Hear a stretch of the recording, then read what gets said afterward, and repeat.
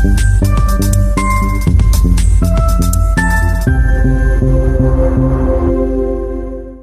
Morning class, welcome back to our YouTube channel. तो आज का हमारा टॉपिक रहेगा care of child with diarrhoea. Paediatric health nursing का मोस्ट इंपॉर्टेंट टॉपिक है। इसमें हम क्या पढ़ेंगे कि अगर किसी बच्चे को डायरिया है तो उसकी हम कैसे केयर करेंगे। तो सबसे पहले डायरिया होता क्या है, हम डेफिनेशन देखते हैं। डायरिया मीन्स पासिंग लूज और watery stools more than 3 times in 24 hours। Generally हम 1 time या 2 time फ्रेश होते हैं एक डे पे। अगर मोर देन 3 times हम स्टूल को पास कर रहे हैं, और वो भी स्टूल कैसा, बिल्कुल लूज और वाटरी, मतलब जिसके अंदर वाटर का कंटेंट बहुत ज्यादा हो। 24 hours के अंदर अगर हमने 3 बार से ज्यादा स्टूल पास करा, उसको हम क्या बोलेंगे, डायरिया। अगर कोई बंदा रेगुलर डायरिया से, जिसको रेगुलर डायरिया होता गया, तो उसको क्या हो सकता है, वाटर लॉस हो सकता है। अगर वाटर लॉस होगा तो उसकी वजह से क्या होगा, उसको डिहाइड्रेशन हो जाएगी। डिहाइड्रेशन मतलब पानी की कमी, ठीक है। तो WHO ने यही बोला है कि डायरिया का मतलब होता है मोर देन 3 times अगर हम स्टूल पास कर रहे हैं, ये एक मेजर कॉज होता है डिहाइड्रेशन का। According to WHO, diarrhoea is one of the leading cause of morbidity and mortality in under 5 children. Morbidity और मोर्टेलिटी क्या होता है, देखो मॉर्बिडिटी होता है बीमार होना, कोई भी डिजीज होना, और मोर्टेलिटी क्या होती है, डेथ। जैसे मान लो फॉर एग्जाम्पल, अगर मैं एक डाटा एज्यूम करूं कि एक पॉपुलेशन में 100 स्टूडेंट्स हैं, अंडर 5 मतलब 5 साल से कम बच्चे, 100 बच्चे हैं, उसमें से 30 बच्चे बीमार हैं, मतलब उनको कोई ना कोई डिजीज है। तो मॉर्बिडिटी क्या है, 30 उसकी, कि उसको कोई ना कोई डिजीज है। उस डिजीज से कितने बच्चे मर रहे हैं, उसको हम क्या बोलेंगे, मोर्टेलिटी। मतलब मॉर्बिडिटी क्या होता है, बीमारी, और मोर्टेलिटी क्या होता है, डेथ।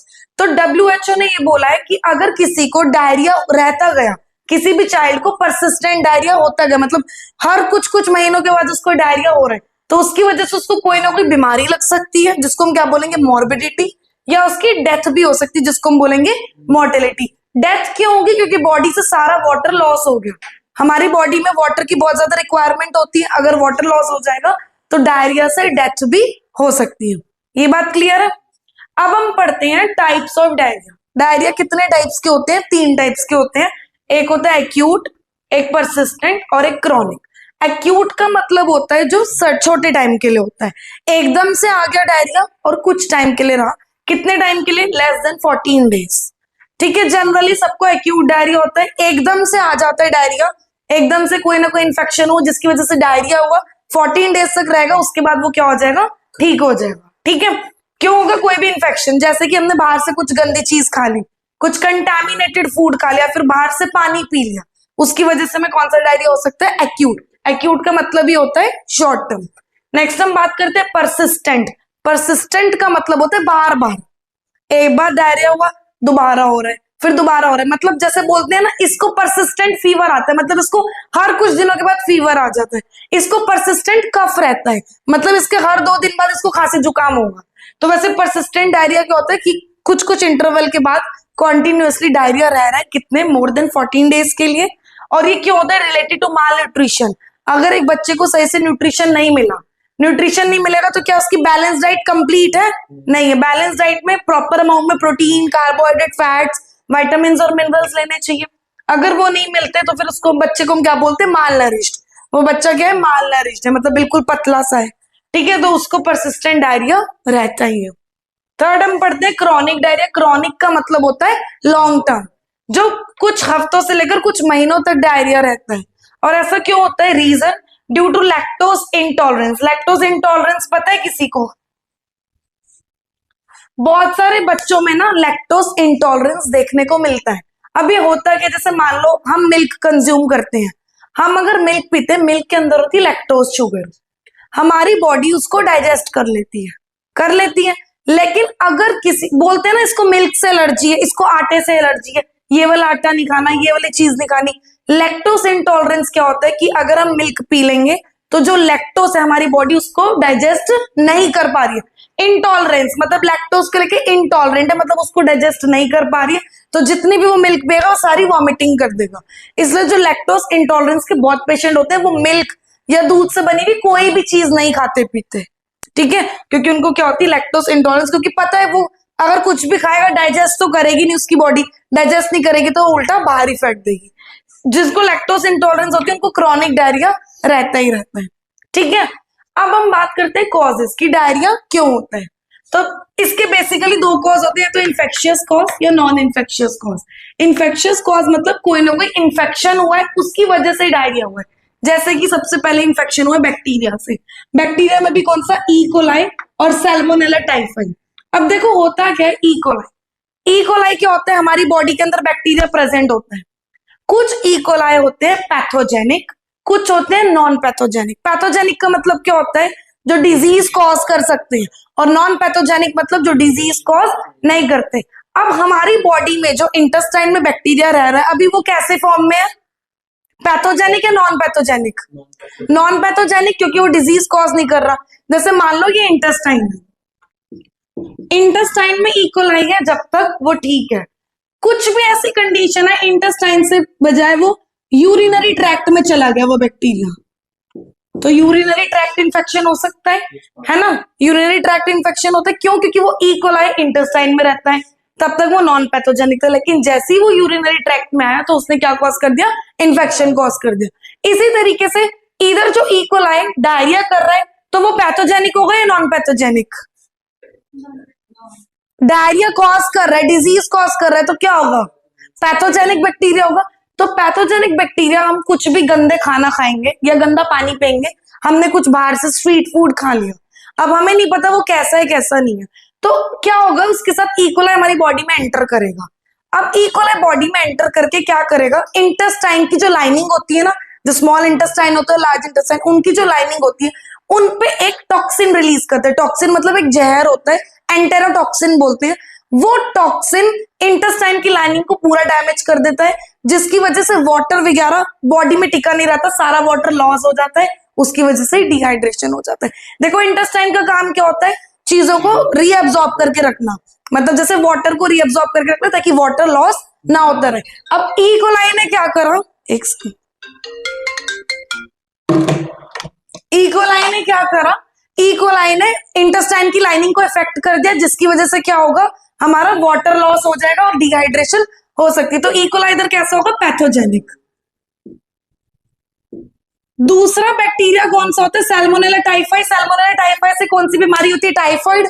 टाइफाइड कब होता है, जब हम गंदा पानी पी लें, गंदा खाना खा लें, तो सेम गंदा पानी गंदा खाना खाया तो उसके अंदर क्या होगा, बैक्टीरिया, जो सैल्मोनेला टाइफाइड बैक्टीरिया, वो हमारे माउथ के अंदर एंटर करेगा। माउथ के अंदर एंटर करके सीधा वो गट लाइनिंग या इंटेस्टाइन लाइनिंग को, डाइजेस्टिव ट्रैक्ट को अफेक्ट करेगा, जिसकी वजह से डायरिया हो सकता है। होता है ना टाइफाइड में डायरिया, पेट दर्द, डायरिया इसलिए होता है। Next virus. वायरस कौन सी इफेक्ट करती है, rota virus, most commonly in children. ये भी सेम अंदर जाएगी, इंटेस्टाइन की लाइनिंग को इफेक्ट करेगी, इसकी वजह से क्या हो जाएगा, डायरिया। Next parasites. पैरासाइट्स क्या क्या होते हैं, जो होस्ट पे रहकर अपना न्यूट्रिशन लेते हैं, जैसे कि मक्खियां वगैरह। अब बोलते हैं ना कि मक्खियां ऐसे खाने में बैठ रही तो हटा दो, क्यों हटा दो, हमें क्या पता वो कहाँ कहाँ होकर आई है, काव डंग पे भी बैठ जाती है, गंदे खाने पीने पे बैठ जाती है, उससे भी क्या हो सकता है, हमें डायरिया हो सकता है। ठीक है, ये तो इन्फेक्शियस कॉजेज हो गए। अब हम बात करते हैं non infectious causes. Contaminated food and water, direct हमने खा लिया गंदगी, उसकी वजह से भी डायरिया हो जाएगा। बॉटल फीडिंग, बच्चे को बोलते हैं मदर्स मिल्क देना चाहिए। मदर्स मिल्क क्यों देते हैं, ताकि उसकी इम्यूनिटी बनी रहे, न्यूट्रिशन उसका सही रहे। तो छोटे बच्चे को कभी भी बॉटल फीड नहीं करना चाहिए, बॉटल फीड उसके लिए हार्मफुल हो सकता है। नेक्स्ट पुअर हाइजीन, अगर हम हाइजीन सही से नहीं मेंटेन करें तब भी होता है। ओवर फीडिंग, उस बच्चे को ज्यादा खाना खिला दो तभी भी तो पेट दर्द होगा, लूज मोशन तो लगेंगे ही ना। फूड इंटॉलरेंस, जैसे कि लैक्टोज इंटॉलरेंस, अभी जैसे मैंने बताया कि अगर लैक्टोज डाइजेस्ट नहीं कर पा रहा है वो बंदा, तो उसको डायरिया हो सकता है। अब हम बात करते हैं साइन एंड सिम्टम्स, कैसे कैसे साइन एंड सिम्टम्स हमें देखने को मिलेंगे। तो कुछ कॉमन सिम्टम्स होते हैं, फ्रीक्वेंट लूज स्टूल्स, मतलब बार बार स्टूल पास करेगा वो बच्चा, वॉमिटिंग होगी उसको, फीवर भी आएगा, एब्डोमिनल पेन मतलब पेट में दर्द होगा उसके, इरिटेबिलिटी, चिड़चिड़ा रहेगा वो बच्चा। ठीक है, नेक्स्ट हम बात करते हैं डिहाइड्रेशन होगा। सबसे मोस्ट इंपॉर्टेंट जो कॉज होता है वो डिहाइड्रेशन होता है। डिहाइड्रेशन की वजह से क्या होगा, माउथ सूखा सूखा रहेगा। ठीक है, सनकेन आइज मतलब आइज अंदर धसी भी रहेगी। ठीक है, नो टीयर्स व्हाइल क्राइंग, जब बच्चा रोएगा तो आंसू नहीं आएंगे, क्यों, क्योंकि पानी की तो कमी हो गई, डिहाइड्रेशन हो गया, तो आंसू कहां से आएंगे। डिक्रीज यूरिन आउटपुट, अब पानी ही नहीं है तो यूरिन इतना आएगा नहीं आएगा, डिक्रीज हो जाएगा यूरिन का आउटपुट। और लेथार्जी, लेथार्जी मतलब थकावट, लेथार्जी क्या होती है, थकावट। अब हम असिस्ट कैसे करेंगे, मतलब एक चाइल्ड को हम देखेंगे कैसे कि उसको डायरिया है या नहीं है। तो सबसे पहले उसकी हिस्ट्री देखेंगे। हिस्ट्री में क्या क्या देखेंगे, फ्रीक्वेंसी ऑफ स्टूल, मतलब उसने एक दिन में कितनी बार स्टूल पास करा है। अगर 3 बार से ज्यादा तब हम उसको डायरिया बोलेंगे, अगर 3 से कम है तब हम उसको डायरिया नहीं बोलेंगे। नेक्स्ट कलर और कंसिस्टेंसी, कि कलर कैसा है, व्हाइट है, येलो है या फिर ब्राउन है।